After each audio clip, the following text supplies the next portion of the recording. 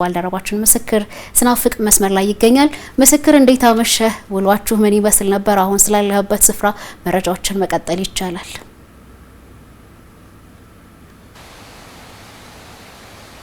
አመሰግናለሁ። የኢፌዴሪ ጠቅላይ ሚኒስትር ዶክተር አብይ አህመድ በዛሬው ዕለት የአዲስ የስፖርት ፓርክን መርቀው ከፍተዋል። ይህ ኡራኤል አካባቢ የሚገኘው የስፖርት ፓርክ በከተማዋ ያሉ የስፖርት ማዘውተሪያ ስፍራዎችን በከፍተኛ ደረጃ አቅማቸውን የሚያሳድግ ሆኖ የተገነባ ፓርክ ነው። በ7.6 ሄክታር መሬት ላይ ያረፈው ይህ ፓርክ እንግዲህ የተለያዩ የመሰረተ ልማቶች በውስጡ ይዟል። የኢፌዴሪ ጠቅላይ ሚኒስትር ዶክተር አብይ አህመድ እንዲሁም ቀዳማዊት እመቤት ዝናሽ ታያቸውን ጨምሮ የአዲስ አበባ ከተማ ከንቲባ ወይዘሮ አዳነች አቤቤና ሌሎችም የመንግስት ከፍተኛ የስራ ኃላፊዎች ይህንን የስፖርት ፓርክ መርቀው ከፍተውታል። እንግዲህ የካሳንቺስ አካባቢ ባለፉት ጊዜያት የተሰሩ የኮሪደር ልማት ስራዎች በከፍተኛ ደረጃ እንድትለወጥ አድርገዋል። ይህ ፓርክ ደግሞ ሌላ ለዚህ አካባቢ የተጨማሪ አቅም የፈጠረለት ነው። የስፖርት ፓርክ መገንባቱ ደግሞ በተለይም ደግሞ በትውልዱ የጤና ሁኔታ ላይ የተሻለ አስተዋጽኦ ለማበረከት ትልቅ አስተዋጽኦ ያበረክታል። የኢፌዴሪ ጠቅላይ ሚኒስትር ዶክተር አብይ አህመድም በትውልድ ግንባታ ላይ ባለፉት 8 ዓመታት የተለያዩ ስራዎች ሲሰሩ መቆየታቸውን አንስተዋል።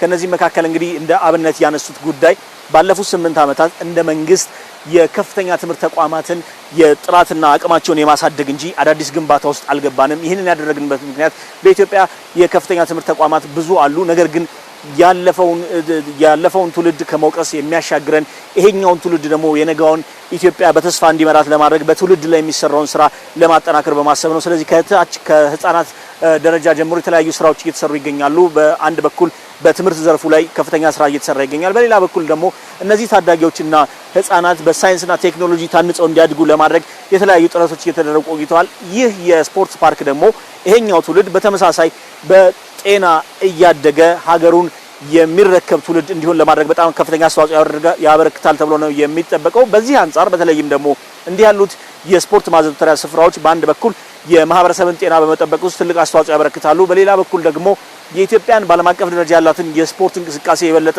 ውጤታማ ለማድረግ ከፍተኛ አስተዋጽኦ ያበረክታል ተብሎ ነው የሚታሰበው። እንግዲህ የኢፌዴሪ ጠቅላይ ሚኒስትር ዶክተር አብይ አህመድም ይህንኑ ጉዳይ አንስተዋል። ኢትዮጵያ የትላንት የዛሬና የነገው ትውልድ የቤት ስራ ወይም ደግሞ አጠቃላይ የህብረት ስራ ውጤት ናት ብለዋል። ከትላንትና ያለፈ ታሪካችንን በአድዋ ሙዚየም እንማርበታለን።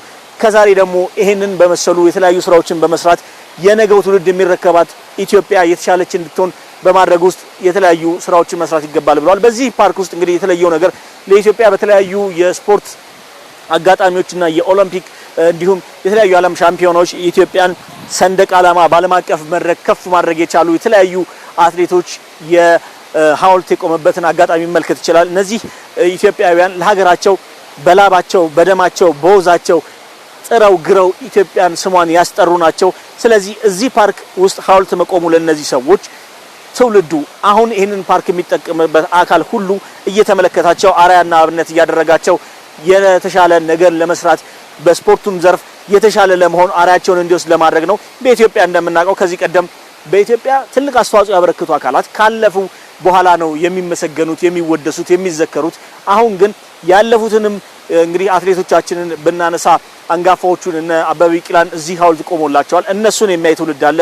በአንጻሩ ደግሞ የዛሬዎቹም ዛሬም በህይወት ያሉ በተለያየ መስክ ውስጥ የተሰማሩ በአትሌቲክስ ውስጥም ሆነው ሀገራቸውን እያስጠሩ ያሉ አትሌቶች የቅርብ ጊዜ ትውስታዎቻችን የሆኑ አትሌቶች ሐውልት ቆሞላቸዋል። ይሄ ደግሞ ዛሬ በአካል የሚመለከቷቸውም እንዲሁ ሐውልታቸውን ብቻ ሳይሆን ስራዎቻቸውን እየተመለከቱ አርአያነት እያደረጉ እንዲወስዱት ለማስቻል የተደረገ ስራ ነው፣ የተሰራ ስራ ነው።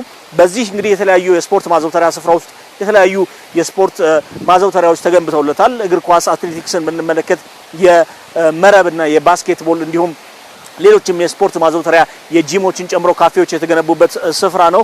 በኢትዮጵያ ለመጀመሪያ ጊዜ እንግዲህ ዓለም አቀፍ ደረጃውን የጠበቀ የውሃ ዋና መዋኛም ገንዳ ተገንብቶለታል። ይሄ በተለይ በኢትዮጵያ በዚህ ዘርፍ የተለየ ስራ እንድትሰራ ከማድረግ አንጻር ትልቅ አስተዋጽኦ ያበረክታል በሚል የኢፌዴሪ ጠቅላይ ሚኒስትር ዶክተር አብይ አህመድ ይሄንን የውሃ መዋኛ ገንዳ የተሰራበትን ደረጃ አንስተውታል። በአጠቃላይ ይሄ እንግዲህ ፓርክ መገንባቱ በትውልድ ውስጥ የሚያበረክተው አስተዋጽኦ ከፍተኛ እንደሆነ የኢፌዴሪ ጠቅላይ ሚኒስትር ዶክተር አብይ አህመድ አንስተዋል። በተለይም ደግሞ ኢትዮጵያ በስፖርት ብቻ ሳይሆን በሁሉም መስኮች መገንባቷ ይቀጥላል።